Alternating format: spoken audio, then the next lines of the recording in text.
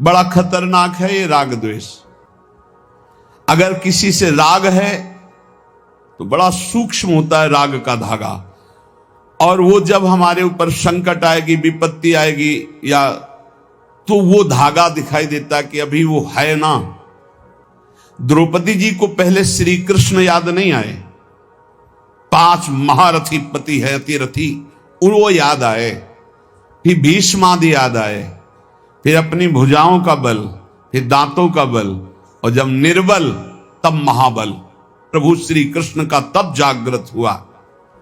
ये राग बहुत खतरनाक है, किसी से राग ना करें।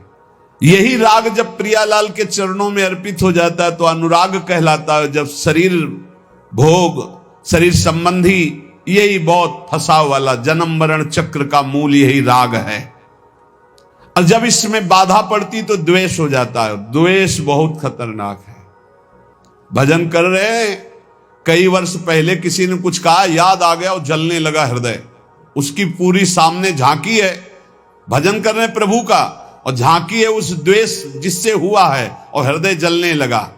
या कभी वो सामने पड़ गया तो देखकर जल, द्वेष ना होने पावे। भक्त अजात शत्रु होता है, एक भी पूरा सृष्टि में शत्रु ना होने पावे। बोले क्या भक्त से क्रोध लीला नहीं होती? क्या भक्त क्रोध नहीं करता जैसे द्वेषी पुरुष करते हैं?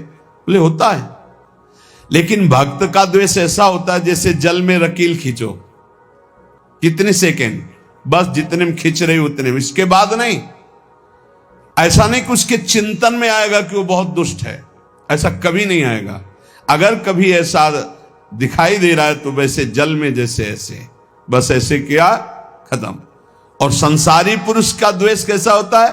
पत्थर की रकील खींच दो तो बनी की बनी, और वो जल की रकील, जल में ऐसे रकील खींचो, 1 सेकंड में खत्म। ऐसे भक्त का आवेश होता है, कोई धर्म विरुद्ध या इष्ट विरुद्ध या ऐसा, तो एकदम वो आवेश दिखाई देगा, लेकिन उसी क्षण वो तत्काल बिल्कुल द्वेष, किंचन मात्र नहीं, किंचन मात्र मंगल की भावना नहीं। अगर राग द्वेष है तो फिर वो भक्त कैसा? जीवन में राग द्वेष न रहने पावे, किसी से राग नहीं, किसी से द्वेष नहीं। किसी भी भोग के प्रति ऐसी प्रचंड ममता कामना ना हो कि प्रियालाल का विस्मरण हो जाए। प्रियालाल का स्मरण करते हुए धर्मयुक्त भोग को जीवन यापन के लिए स्वीकार किया गया है। प्रियालाल का स्मरण चल रहा है और शास्त्र सम्मत धर्मयुक्त भोग है जीवन यापन के लिए, लेकिन शास्त्र विरुद्ध प्रियालाल का विस्मरण करा दे ऐसा भोग भक्तजन स्वीकार नहीं करते, और जो स्वीकार करते हैं वो भक्त नहीं होते। राग द्वेष भक्त के जीवन में नहीं होता, और ऐसी भोग कामना नहीं होती जो भगवत विस्मरण करा दे या शास्त्र विरुद्ध हो। अगर शास्त्र विरुद्ध और भगवत विस्मरण कराने वाली भोग वासना, वो फिर अभी भक्ति रंग नहीं लाई।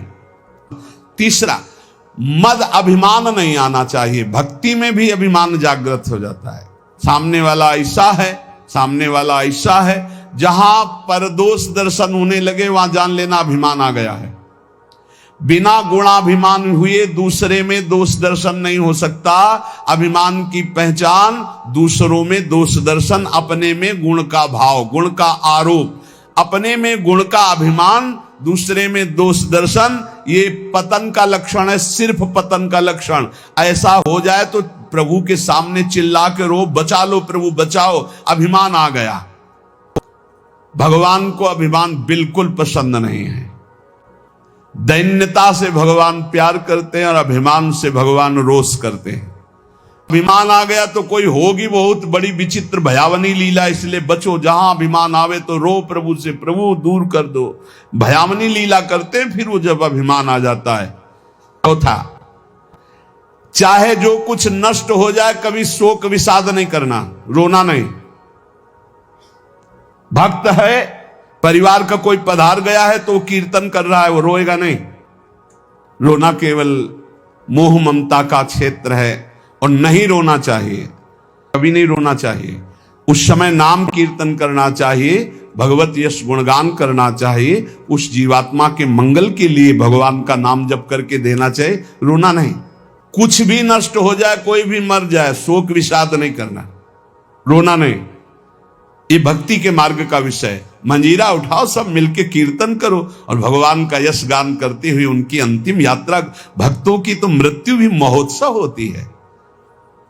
संसारी लोगों के लिए छाती पीटते हैं लोग, उनकी मरे हुए व्यक्ति की छाती में नहीं, ऐसे पीटते हैं, ऐसे पीटते हैं। और जब वो पीट के रो रहे हो घर वाले, तब पूछना कि तुम क्यों रो रहे हो, तब असलियत पता चलती। वो रो नहीं रहा उसके लिए कि इसलिए रो रहा है, वो अपने लिए रो रहा है कि हम जो चाहा अपने लिए, बस अपनी कामना की पूर्ति के लिए। भक्त को कभी ऐसा नहीं करना। कोई पधार गया बहुत गंभीर, कोई रोए तो डांट देना चाहिए, चुप शांत नहीं रोना। उस जीव को क्यों अब कष्ट देना। अब तो नाम कीर्तन, मान लो 50 लोग आए, 50 लोग नाम कीर्तन करो और फिर उसको भगवान के मार्ग में अग्रसर हो, आगे जहां जीवात्मा जाए उसका अच्छी जगह जन्म हो, उत्तम कुलवान भक्तवानों के घर में जन्म हो, भगवत प्राप्ति हो जाए उसको। ऐसे नाम कीर्तन करके उसको प्रदान करो, तब तो बढ़िया बन जाएगा। ये सब बैठे बैठे वो इधर उधर की बातें उच्चारण करके रोना, ये सब कुछ भी नष्ट हो जाए। भक्त के आंसू सिर्फ भगवान के लिए गिरते, ध्यान रखना, भगवान के लिए ही आंसू गिरने चाहिए। जिसने एक क्षण में अनंत ब्रह्मांडों का सृजन कर दिया वो मेरा स्वामी है। वो चाहेगा तो हर व्यवस्था हो जाएगी, हर व्यवस्था। और हम आपसे सच्ची कहते हैं, भक्त का जो कुछ नष्ट होता है अच्छा होने के लिए होता है, पक्का समझना। कहीं भी कुछ भी, भक्त का अगर कहीं भी कुछ भी हानि होगी, तुम निष्ठा से रहना, सब बढ़िया ही होगा। आप देख लेना, परिणाम में देख लेना। शोक किस बात का। कोई नई व्यवस्था किया है मालिक ने, इसीलिए पुराने को आग लगवा दी है, या पुराना नष्ट हो गया, कोई नई व्यवस्था की। भगवान की ताकत नहीं कि वो अमंगल कर दे। किसी ने कहा हमारा मन भगवान में ना लगा हो और हम फिर भोग लगाएं, सेवा करें तो भगवान स्वीकार कर लेंगे। कहा, वो बड़े कृपालु हैं। अरे पूरे समय मन नहीं लगा, लेकिन आपने कहीं ना कहीं मन में तो ये बनाया था कि भगवान को हम भोग लगा ले जा रहे हैं। ये संशय मत करो, हमारे भगवान पर बड़े कृपालु हैं। हम शिष्य हैं श्यामा श्याम के, हम गुरु भी हैं श्यामा श्याम के। बड़ी ऊंची स्थिति। ऐसी स्थिति कैसे आई। अपना तन मन धन सब कुछ अर्पण कर दिया श्यामा श्याम के। तब समझ में आया कि गुरुदेव श्यामा श्याम गुरुदेव, दूसरा नहीं है। गुरुदेव ही श्यामा श्याम है, श्यामा श्याम ही गुरुदेव हैं। और श्यामा श्याम की जब इस प्रकार समर्पण वृत्ति आई तो भावे मुहि जोई, सोई सोई करें प्यारे। ये है हम गुरु श्यामा श्याम के। पहली पंक्ति में हम शिष्य श्यामा श्याम के, जोई जोई प्यारो करे सोई मोई भावे। और दूसरी पंक्ति भावे मोहि जोई, सोई सोई करें प्यारे। भावे मोहि जोई, सोई सोई करें प्यारे। ये है गुरु हम श्यामा श्याम के। जैसा हमें भाता वैसे हमारे प्यारे युगल सरकार करते हैं। अपने तन मन धन धाम सबका विस्मरण करके एकमात्र श्यामा कुंज विहारी में तन्मय हो जाना, यही गुरु शिष्य के संबंध का स्वरूप है। कोई भेद नहीं रहा, अभेद हो गए। यहां श्यामा श्याम, सामने श्यामा श्याम, आंख मूंदो तो श्यामा श्याम, आंख खोलो तो श्यामा श्याम। ऐसा प्रेम स्वरूप जब जागृत होता है तो कह रहे, अब शरीर दुख में है या सुख में, शरीर अपवित्र है या पवित्र है, शरीर घर में है या वन में, कोई फर्क नहीं पड़ता।